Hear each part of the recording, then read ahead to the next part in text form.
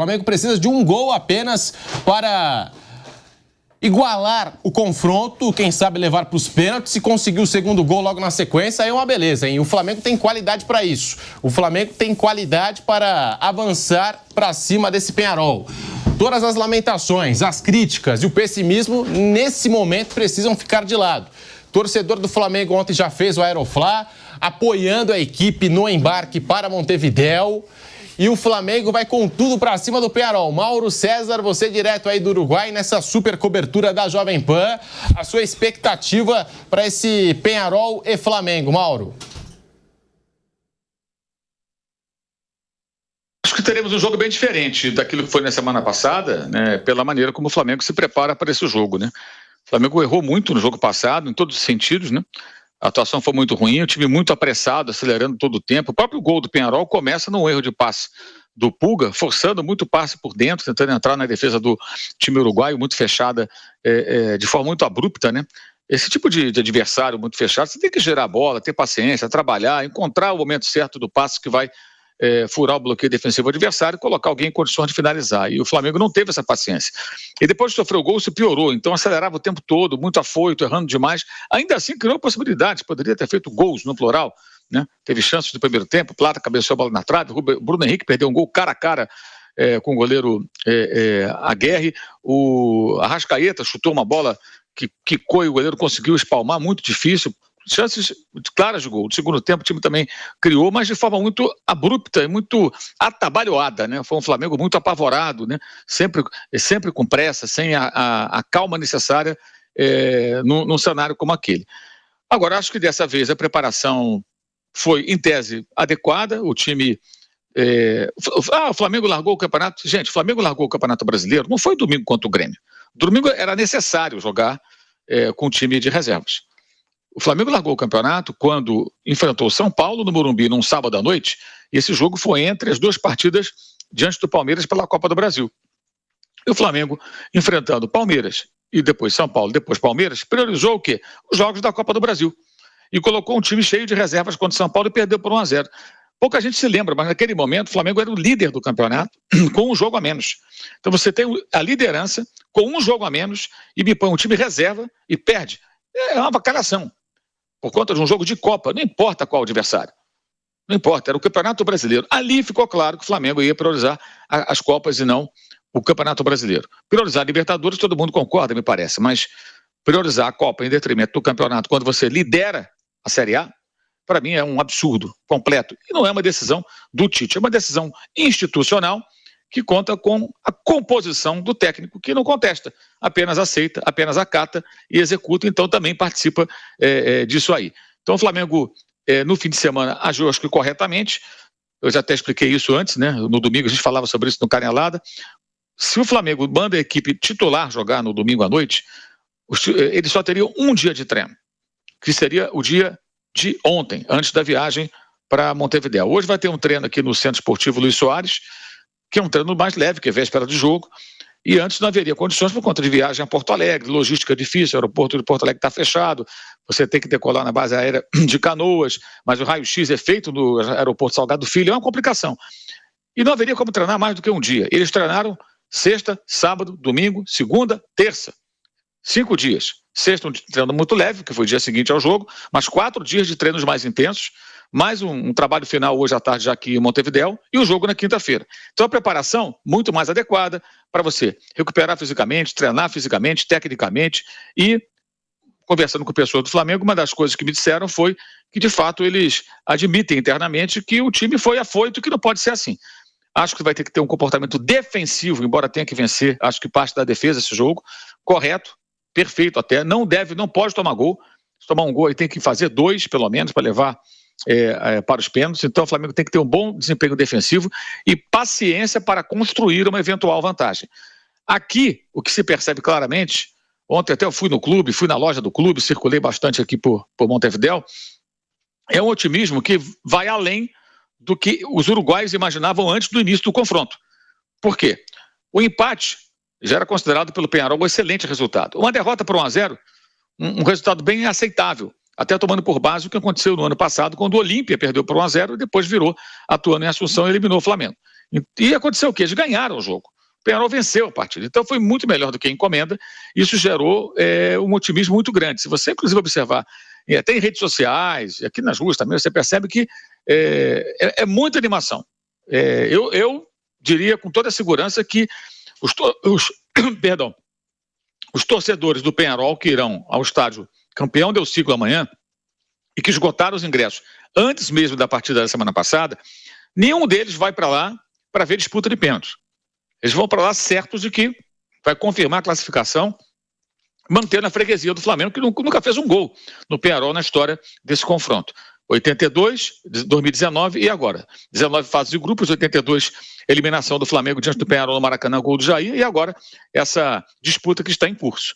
Então, por isso o Flamengo tem que ter uma estratégia muito bem pensada, não pode tomar gol, repito, e tem que construir a vantagem com calma. Pode ser no primeiro tempo, pode ser no segundo tempo, tem que fazer um gol. Se faz um gol, estamos indo para os pênaltis. Repito, ninguém desse estádio amanhã vai sair de casa preparado para uma disputa de pênaltis. O torcedor vai para ver o time se classificar. Com uma vitória, com um empate ou com uma goleada. Eu falo goleada porque eles estão tão empolgados. Na semana anterior ao jogo contra o Flamengo no Maracanã, o time titular entrou em campo, fez 4-0 no Rampla Júnior. E agora, como o Piperno já destacou, com o time todo reserva, inclusive o Matheus Babi fez 2 gols, ele que era do Botafogo, né? Que não foi ao Rio de Janeiro, mas veio do banco no final de semana e marcou contra o Cerro 2 dos 5 gols no 5-0. Então, o time tem dado goleadas no Campeonato Uruguaio, o time não sofre muitos gols, é um time que não sofreu 2 gols em nenhum jogo em casa na temporada. Então, há uma empolgação muito grande, que é natural também. É bom entender que o Peñarol aqui é um time de muita torcida. Quando o Corinthians está numa situação como agora, é um oba-oba sem fim. Flamengo é a mesma coisa, time de muita torcida, quando está em alta, é muito oba-oba, né? Os problemas ficam de lado, ninguém liga para mais nada, todo mundo fica muito feliz e há exageros. Então o Flamengo tem que tentar usar isso aí. Se conseguir adquirir uma vantagem do placar jogando com paciência, organizado e bem defensivamente, ele pode colocar a atmosfera no estádio. Não digo que os torcedores não vão apoiar o Peñarol, pelo contrário, mas jogar uma tensão para o lado adversário, porque isso aí dá para perceber claramente. Ninguém aqui pensa em outra coisa que não a classificação. Se fosse 0-0, se fosse 1-0 Flamengo, aí a postura seria outra, seria a recuperação, a virada, a superação para enfrentar uma equipe que é melhor, e o Flamengo tem um time melhor que o Peñarol, isso é inegável, né? Acho que é uma questão mesmo com tantos desfalques, né? São vários, mas jogando organizado, jogando da maneira correta, acho que o Flamengo tem a possibilidade sim de fazer história, né? Porque nunca conseguiu vencer esse time, marcar um gol do Peñarol em Libertadores. Se obtiver a classificação, vai ser um feito tremendo que pode mudar, inclusive, todo o panorama do clube para a temporada. Porque se arranca uma classificação improvável, né? E ela é improvável no momento, né? Isso aí é inegável, muda tudo, né? A perspectiva passa a ser toda outra para a sequência de 2024, com o brasileiro praticamente já perdido, chances meramente teóricas, né? Mas ainda na Copa do Brasil, semana que vem jogarão Flamengo e Corinthians do Maracanã, e também para uma eventual sequência de Copa Libertadores. Então é o jogo do ano do Flamengo. Vejamos como é que vão se comportar os jogadores e deveremos ter Pulga no banco e Léo Ortiz como titular. Deve ser o mesmo time, mas com essa troca e algumas mudanças talvez de posicionamento, na estratégia, que a gente ainda não sabe, mas vai ver na hora ali. E isso é uma outra coisa que não dá para falar os detalhes, porque a gente não acompanha os treinos, mas o Tite treinou algumas mudanças, algumas alterações, algumas movimentações diferentes, que a gente vai poder ver como é que vai ser durante o jogo, que começa às 7 da noite, é bom lembrar, é um jogo cedo. Outro detalhe importante, Pedro, há muita preocupação aqui com relação à segurança por conta da rivalidade das torcidas que existe, né? Já não é de hoje, lembrando que em 2019 morreu um torcedor do Flamengo, inclusive no Rio de Janeiro, que era um turista, um homem lá do Espírito Santo, que organizava caravanas, estava ali na orla e encontraram os uruguaios, teve uma briga, o homem foi atingido e veio falecer semanas depois, meses depois, ficou um bom tempo internado. Isso piorou, né, acirrou os ânimos, houve algumas brigas na semana passada no Rio de Janeiro, e então a polícia aqui fez várias recomendações. Torcedores do Peñarol teriam comprado ingresso no setor do Flamengo, todos que entrarem no setor visitante terão que mostrar o documento, e se o cara for uruguaio não vai ter acesso, que negócio também esquisito, né? Se o cara for uruguaio e torcedor do Nacional, ele vai lá torcer pro Flamengo. Se o cara for rubro-negro e uruguaio, ele vai torcer pro Flamengo, mas a orientação é essa: se o sujeito que não for brasileiro, se for uruguaio, ele não entra no setor visitante. E eles estão pedindo aos torcedores do Flamengo que não transitem na cidade com camisa de clube, que andem à paisana, digamos assim, e definiram o local de concentração também aqui na cidade para que todos sigam juntos com escolta policial para o estádio bem cedo, no jogo às 7, a coisa de 2h30 da tarde, já começar essa concentração para que a polícia possa encaminhar os torcedores que seguirão para o estádio, que é um estádio que é um lugar bem remoto aqui, é longe, não é na área central, o estádio é um lugar difícil de chegar, inclusive o estádio Campeão del Siglo. E a informação do Mauro César e as duas torcidas que chegaram a ter um confronto aqui no Rio de Janeiro. A gente conhece toda a rivalidade envolvendo Flamengo e Peñarol, Mauro. E a gente conhece também o Diego Aguirre, aqui no futebol brasileiro. Enfim, na carreira dele como um todo, sempre foi um técnico com preocupações mais defensivas do que necessariamente preocupações ofensivas. E conhece esse time do Flamengo. Enfim, esse vai ser um desafio, né? Porque talvez, a gente imaginando aqui, o Peñarol jogando com seu torcedor em casa, aquela pressão para confirmar a classificação para a próxima fase. Vai para cima do Flamengo. Já não sei, acho que o Peñarol, talvez um time hoje com mais preocupações defensivas, que vai ficar esperando o Flamengo. Um cenário até parecido ao que foi o jogo do Maracanã, né? E esse Peñarol provou ser muito forte quando atua na transição, quando atua no contra-ataque.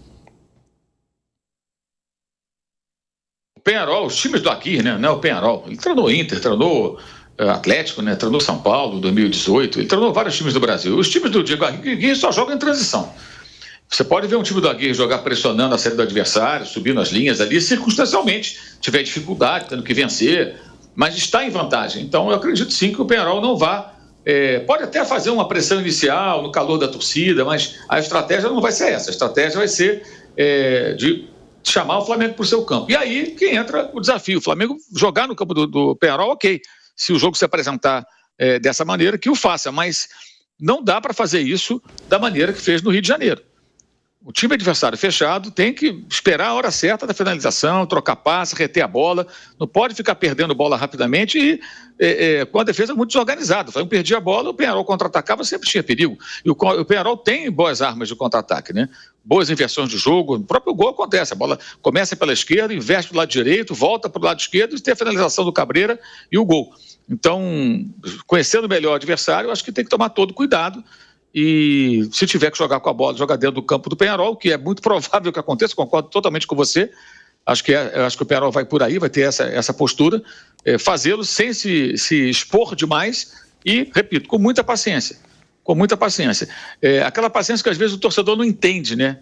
Quando o time joga em casa. Isso também é curioso. Jogar em casa tem esse outro aspecto, né? A torcida quer que tudo seja rápido.